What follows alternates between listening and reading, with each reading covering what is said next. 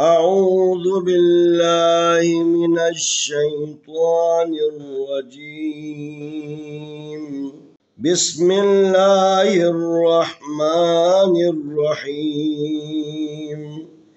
القارعة ما القارعة وما أدراك ما القارعة يوم يكون الناس كالفراش المبثوث وتكون الجبال كالعهن المنفوش فأما من ثقلت موازينه فهو في عيشة راضية وأما من خفت موازينه فأمه هاوية وما أدراك ما هي نار حامية